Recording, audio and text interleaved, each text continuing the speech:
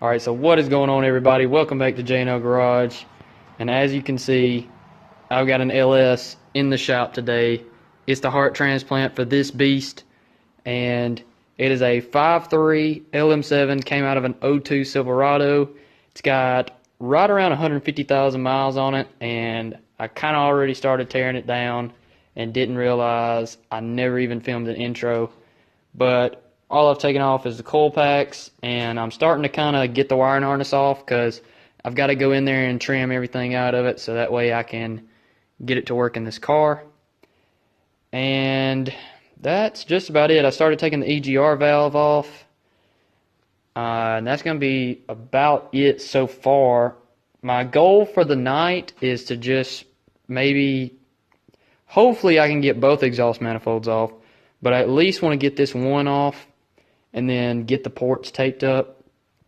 And I want to get the wiring harness off and get this table cleaned out so I can put the wiring harness up there.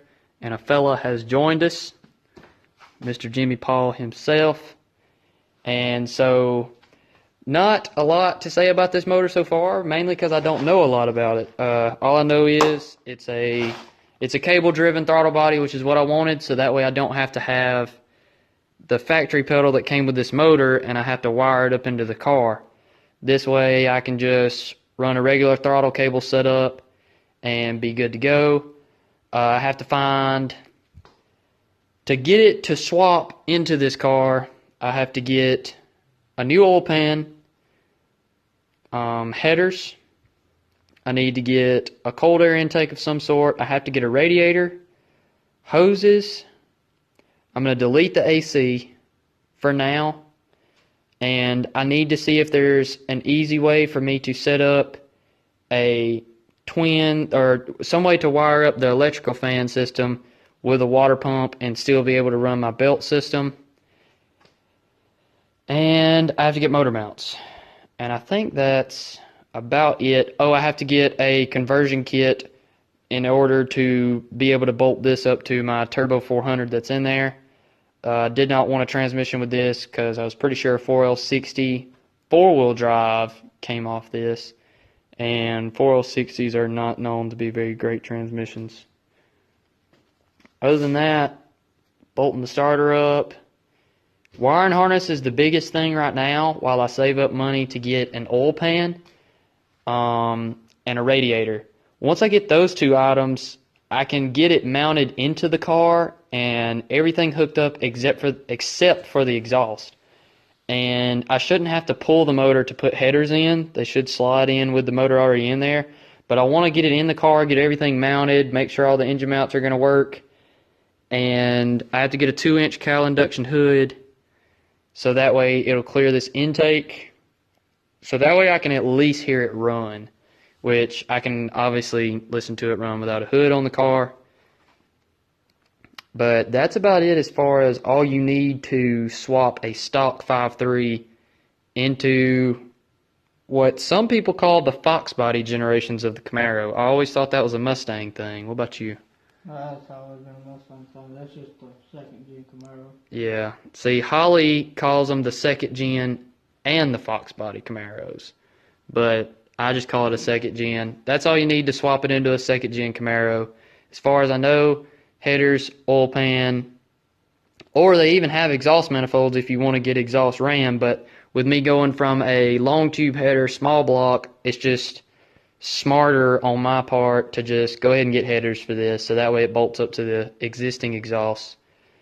And other than that, as long as the motor's not blown up or something else is wrong with it, it should run.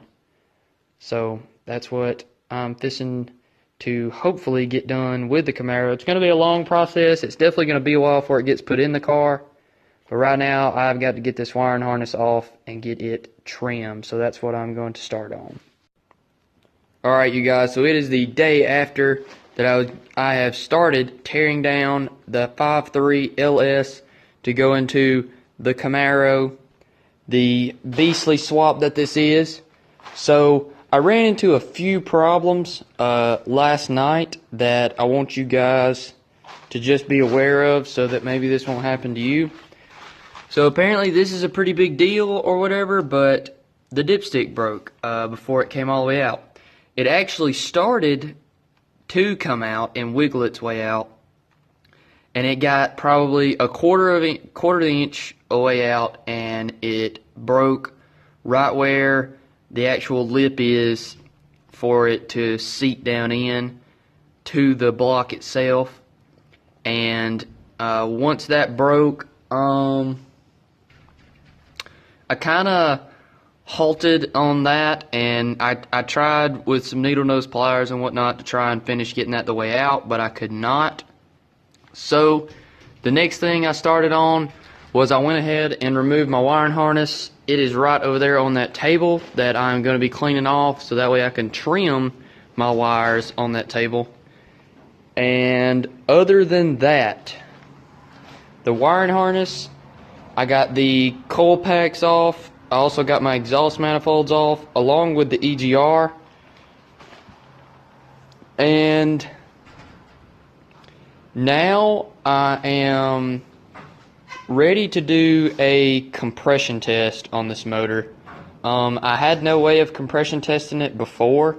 Now obviously I could have left the exhaust manifolds and all that on there to do the compression test, so that way I wouldn't have went through maybe some unnecessary work if this motor's bad. But they have to come off anyways, because like I said previously in this video, I have to have headers to be able to swap it off into this F-body Camaro or the 2nd gen Camaro body styles. So I also pulled this valve cover off. I just have these bolts finger tight just to keep the valve cover on to help kind of seal it, so that way the dirt and crap doesn't get down into the head. That is really about it. I removed a few ground straps and also this here. And that's this is the big power wire going to the starter down here. So, and I just laid this in the trash just so I can keep it separated. I'm not throwing that away. I just don't have a lot of space to store everything here for right now. The next thing I'm going to look at doing is the compression test. Once I get the compression test done, which is going to be a little tougher than I thought. I'm pretty sure this starter works. I have not tried it yet. Plan on trying it, but I need to get the motor situated into this wooden stand or pallet, whatever you'd like to call this. I need to get it situated in this to where it's not touching the flywheel's not touching anything. The flywheel's just free floating, so that way I have to get one bolt for the starter. I'm missing one bolt for the starter, and then I should be able to compression test it after that. I should just be able to either get a car battery or a jump pack or something and wire it up onto the solenoids and whatnot, and do a compression test on this thing, check all the cylinders. The main reason I really want to do a compression test on this is because if you can see down in there, this hole right here, I pulled a piece of paper out of, and all that brown is mud. So this thing may have took a drink of water at one point in its life. Seen a few Chevys do it. Hopefully this one lives up to its name and Chevys don't die.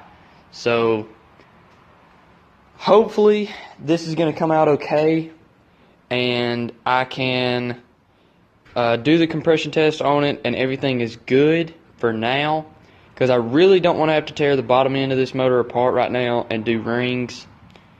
But if I have to, I most certainly will. I found a ring and complete gasket kit for this motor for I think $119. That's not that bad considering the fact it would then have all brand new gaskets and all brand new, what is this stuff just laying in here?